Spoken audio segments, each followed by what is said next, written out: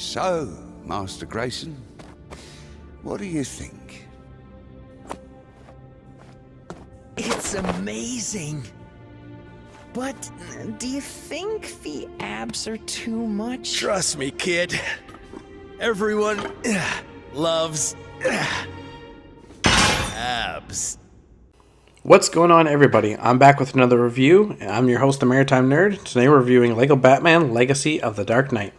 Now, the first thing that came to mind when I started seeing clips of LEGO Batman Legacy of the Dark Knight online, it was pure nostalgia. It honestly took me right back to when I was a kid. And when I first heard about the game, I wasn't exactly blown away. My first thoughts was, okay, another LEGO Batman game. What's so special about this one?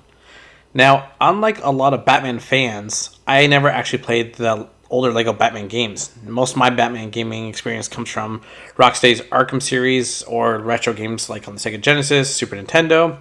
And I've played a few LEGO games over the years, and while they usually are fun and packed with humor, they were never games I rushed out to buy, and I always enjoyed them, but I never felt really like they were a must-play experience for myself. Then I started seeing footage of this game. The more I watched, the more interested I got. Seeing all these classic Batman moments recreated in LEGO form hit me right in the nostalgia, and before I knew it, I was genuinely excited to jump in. So does Batman save Gotham from some of its most dangerous villains, or should it have stayed in the Batcave? Let's talk about that. Now, the story of this game, the one thing you should know right away is that this isn't one big original Batman story. Instead, it's basically Batman's greatest hits rolled into one game. TT Games takes moments from a bunch of Batman movies and TV shows and mixes them together into 6 chapters. And you'll see stuff from Batman Begins, Batman 1989, Batman Forever, Batman and Robin, The Dark Knight, Dark Knight Rises, and Batman the Animated Series, and even the classic Adam West Batman show from the 1960s. And honestly, I kind of like this approach. Instead of spending a lot of time on story setup, the game focuses on big action moments and scenes, and memorable moments people actually remember. Now, the chapters move at a pretty quick pace, which makes sense because the game is clearly trying to appeal to younger players while still giving longtime Batman fans plenty of nostalgia. And as you work your way through the game, you'll come up against some of Batman's biggest villains, including Joker, Bane, Two-Face, Poison Ivy, Mr. Freeze, Red Hood, Ra's al Ghul, Talia al Ghul, and the Penguin. And each chapter also pairs Batman with a different partner. You start with Talia al Ghul, then Jim Gordon, Catwoman, Robin, Batgirl, and finally, my favorite, Nightwing. And of course, if you know me, you'll know Nightwing showing up was an instant win in my book. He's my favorite character in the entire DC universe, so having him played a major role in the final chapter was awesome. Each partner has their own unique abilities and gadgets, which helps keep things feeling fresh throughout the campaign.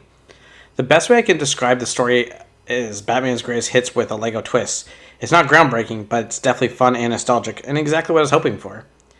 Now, the gameplay in this game, probably the biggest surprise for me was how different the gameplay feels compared to older LEGO Batman games. Instead of it being completely linear, LEGO Batman Legacy of the Dark Knight gives you an open-world Gotham City to explore, and honestly, if you played the Batman Arkham Knight, you're going to notice the inspiration immediately.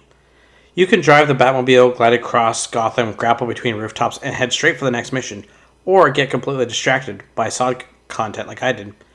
Most missions start either in the Batcave or at the Bat Signal on top of the Gotham City Police headquarters.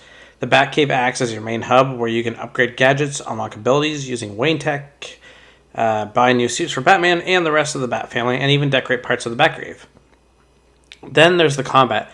The second I started fighting enemies, I immediately noticed something familiar. The free-flow combat system from the Arkham games is here, and honestly, it works way better than I expected in a LEGO game. You can chain together attacks, counters, takedowns, and gadgets just like in Arkham.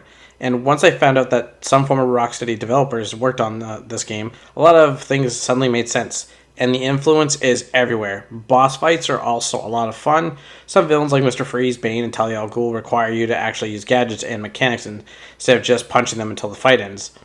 Now that said, by the end of the game, some of the boss encounters do start feeling a little repetitive because you begin to recognize the patterns pretty quickly.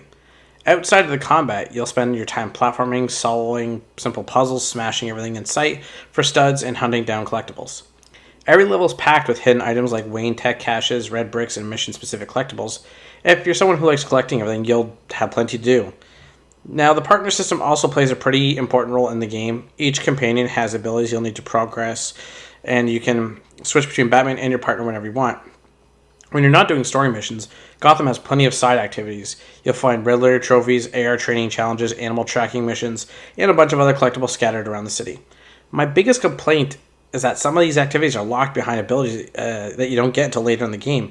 For example, I couldn't fully explore certain areas because I needed Batgirl's hacking batarang to unlock the radio towers. It didn't really experience, but I definitely would have preferred if more of those activities were available earlier so I could tackle them during the story instead of waiting until after the credits rolled.